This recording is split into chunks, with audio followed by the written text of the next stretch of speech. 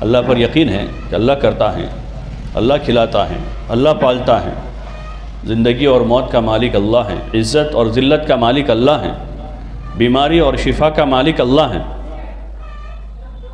اور کسی کے ہاتھ میں نہیں، تو بہت سارے بوجھ ہلکے ہو جائیں گے، پریشانی دور ہو جائے گی کہ اللہ مالک ہے اور اللہ ہمارا رب ہے، وہ ہمارا دشمن نہیں ہے کہ اس کے ہاتھ میں ساری چیزیں ہیں اور وہ ہمارا رب ہے، بڑا مہربان نہایت رحم والا ہے، جس کو ہم روزانہ پڑھتے ہیں بسم اللہ الرحمن الرحیم، شروع اس اللہ کے نام سے جو بڑا مہربان اور نہایت رحم کرنے والا ہے۔ تو اس اللہ کے ہاتھ میں ہماری ساری باغ ڈور ہیں، ہمارا سارا نظام ہے، تو وہ تو بڑا مہربان ہے، وہ تو سب بڑا مہربان ہے۔ جیسے ماں کے پاس کسی کے پیسے رکھے ہوئے ہیں، جب چاہے نکلوا لو، رات میں جاؤ تب بھی دے دے، دن میں مانگو تب بھی دے دے، وہ تو بڑی مہربان ہے۔ گھومنے کے لیے مانگو تب بھی دے دے، وہ تو ابا حساب کتاب لے ہوئے، اور ماں تو بڑی مہربان ہوتی ہے۔ تو اللہ جو ہے وہ تو 70 ماؤں سے زیادہ مہربان ہے اپنے بندوں پر۔ تو اب دل مطمئن رہے گا، ہر وقت کوئی دکھی نہیں ہوگا، کوئی دکھی نہیں ہوگا کہ اللہ بہت بڑا ہے، وہ ہمیں ضائع نہیں کرے گا، وہ ہمیں برباد نہیں کرے گا۔ لیکن اگر یقین میں کمی ہے اللہ پر اور اس کی مہربانیوں کا پتہ نہیں ہے، تو قدم قدم پر انسان دکھی ہوگا، کیا ہوگا، کیسے ہوگا، کون کرے گا، کون کھلائے گا، کون پلائے گا، ہمارا تو کوئی نہیں ہے۔ لوگ کہتے ہیں نا ہمارا تو کوئی نہیں ہے، ایسا کہتے ہیں، ماں سے لڑائی کر دی، باپ سے لڑائی کر دی، بھائی بہنوں سے لڑائی کر لی، اب ہمارا کوئی نہیں ہے، اور پھر لوگوں کے سامنے ہاتھ پھیلا دے، ہمارا تو آپ ہی ہو، ہمارا تو کوئی نہیں، آپ ہی ہمارے ہو۔ اللہ بہت بڑا ہے، لیکن اس اللہ کی مددیں، اس کی نصرتیں، اس کی رحمتیں اس وقت بندوں کے ساتھ شامل حال ہوتی ہیں جب بندے فرما برداری کرتے ہیں، اطاعت کرتے ہیں، جو اس کے حکم ہے وہ حکم پورے کرتے ہیں۔ حکم پورے کریں گے، فرما برداری کریں گے، تو اس کی مہربانیاں ہی مہربانیاں ہیں، وہ اسی لیے بیٹھا ہے کہ مہربانی کریں، رحم کریں، اور اس کے عطایا کے دہانے کھلے ہوئے رہتے ہیں ہر وقت، وہ دیتا ہی رہتا ہے، دیتا ہے وہ، اور وہ بڑا مہربان ہے۔ اگر دل میں اس بات کا یقین ہے تو پھر دنیا میں کوئی پریشانی نہیں ہوگی، ہر حال میں خوش ہے۔ اس کے حکم اب معلوم کریں گے کہ وہ ہم سے کیا چاہتا ہے، وہ کیا چاہتا ہے۔ وہ ہم سے نماز چاہتا ہے کہ بندے نماز پڑھیں، 5 وقت کی نماز ادا کریں، اس میں سستی نہ کریں، کاہلی نہ کریں، نماز کو قضا نہ کریں، بلکہ بر وقت 5 وقت روزانہ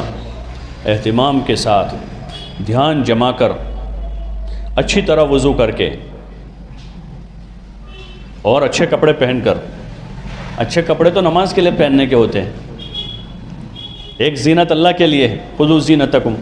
عند کل صلاۃ، عند کل مسجد، عند کل صلاۃ، تو ایک زینت اللہ کے لیے ہے، اور دوسری زینت عورت کے اپنے شوہر کے لیے ہے، بس۔ تو اچھے کپڑے پہن کر نماز پڑھی جاوے، صاف ستھرا دوپٹہ ہو، صاف ستھرے کپڑے ہوں، صاف ستھرا مصلی ہو، صاف ستھری جگہ ہو۔ ایک تو پاک ہونا ہے، پاک رکھنا تو فرض ہے، یہ چیزیں پاک ہو جو فرائض میں سے، اور اس کے ساتھ صاف ستھرا بھی ہو جو زینت میں سے، کہ پاک تو ہے، دوپٹہ پاک ہے لیکن ہفتے بھر کا میلا ہے، وہی پہن کر نماز پڑھ رہے ہیں، مصلی پاک ہے لیکن 2 مہینے سے دھویا ہی نہیں اس کو، میلا کچلا ہے۔ ہم اللہ کے سامنے جا رہے ہیں جو بڑا مہربان نہایت رحم والا ہے، اور حدیثوں میں آتا ان اللہ جمیل یحب الجمال، اللہ جمیل و خوبصورت ہے، وہ جمال اور خوبصورتی کو پسند کرتا ہے، اس لیے بندوں کو بھی اس نے خوبصورت بنایا ہے، سب کو، ہر ایک میں کوئی نہ کوئی حسن کی علامت ہوتی ہے، بچوں میں، بچیوں میں، مردوں میں، عورتوں میں، اور وہ چاہتا بھی ہے کہ بندے اچھے رہیں، صاف ستھرے رہیں۔ ہاں، اور مشہور ہے نا، پاکی آدھا ایمان ہے، حدیث میں ہے الطہارۃ شطر الایمان، ایمان کا حصہ ہے۔ جب 5 وقت کی نماز پڑھیں گے، 5 وقت وضو کریں گے، 5 وقت مسواک کریں گے، 5 وقت کلی کریں گے، 5 وقت پیر دھوئیں گے، ہاتھ دھوئیں گے، تو صاف ہی رہیں گے۔ اسی طرح 5 وقت کی نماز بھی پڑھنی ہے تو کپڑے پاک صاف رکھیں گے۔ اصل جو ہے ہماری زینت وہ ہیں، وہ یہی ہیں کہ پاک رہیں، صاف رہیں، ہر حال میں گھر کو بھی پاک صاف رکھیں۔ مسلمان ہیں ہم، ناپاکی کا تصور نہیں ہو سکتا کہ ناپاکی کی حالت میں رہے یا گھر کو ناپاک اور گندہ رکھے، سوچ نہیں سکتے۔ اسلامی تعلیمات ایسی ہیں کہ اس میں پاکی اور صفائی کا حکم ہے کہ پاک رہو، صاف رہو، گھر کو بھی پاک اور صاف رکھو، اپنے بچوں کو بھی پاک صاف رکھیں، بچپن سے ہی ان کو عادت ڈالیں استنجا کروانے کی۔ چھوٹے بچے ہیں، پیشاب کر دیا، ان کو جاؤ بیٹا استنجا کر لو، صاف کر لو، پاک کر لو۔ ذرا ان میں سمجھ پیدا ہو گئے تبھی سے ان کو تعلیم دیں کہ بیٹا وضو کی حالت میں رہیں، باوضو رہیں۔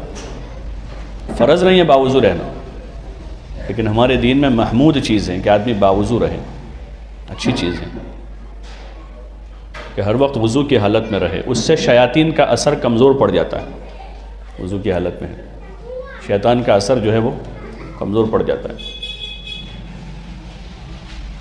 اور حفاظت ہو جاتی ہے بہت سارے شیطانی کاموں سے۔ اور پھر اطمینان کے ساتھ جب نماز کا وقت ہے تو اللہ کے حکم کو بجا لانا، ایک حکم سمجھ کر کہ نماز بہت بڑا حکم ہے، سب سے بڑی عبادت، سب سے بڑی عبادت ہے نماز، عبادتوں میں سب سے بڑا درجہ ہے نماز کا، وہ فرائض میں سے ہے۔